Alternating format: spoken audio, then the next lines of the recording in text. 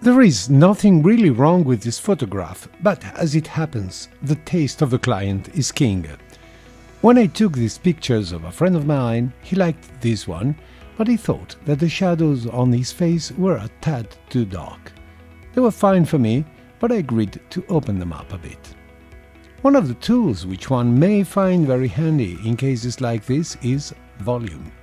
In particular, the left part of the panel where a suspiciously looking color wheel can be seen.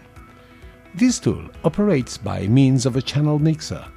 What it does is changing the tonal balance of the image by mixing the RGB channels in chosen proportions and using the new luminosity on top of the original color. In this case, we are dealing with a portrait, and if the skin tone is correct, the channels have certain characteristics. In the skin, the red channel is the lightest, the blue channel is the darkest, and the green sits somewhere in the middle. This explains the behavior of the tool. If we drag the point at the center of the color wheel towards the blue, this channel will take control of the luminosity and darken the image. The contrary happens if we drag it towards the red.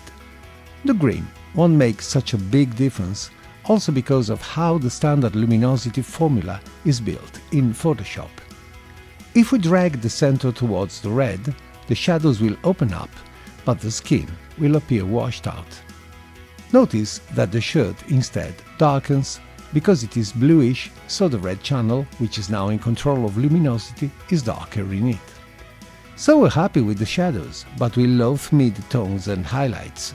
Never mind, we just need to push the shadows button to limit the effects to the darkest part of the image. On the overall, it is a good result. In case we decide it is a bit too much, we always have the opacity slider of the layer to reduce the impact of the adjustment a bit. The effect depends on the photograph, of course. The rule that pushing the point towards the red lightens the color is valid for a skin tone, but it doesn't hold in other cases. This is what a student of mine produced for an exam starting from a very flat raw image. We have many more colors than in the previous image, and the clouds have a tendency towards blue. Moving the point towards the red here darkens the sky and the water, but lightens the building on the left. We may accept that it lightens a bit, but this is too much. So I guess the situation may improve if I click on Highlights, thus limiting the effect to the lightest part of the image. So it is. My student, though, didn't notice that the sky is maybe a bit too green.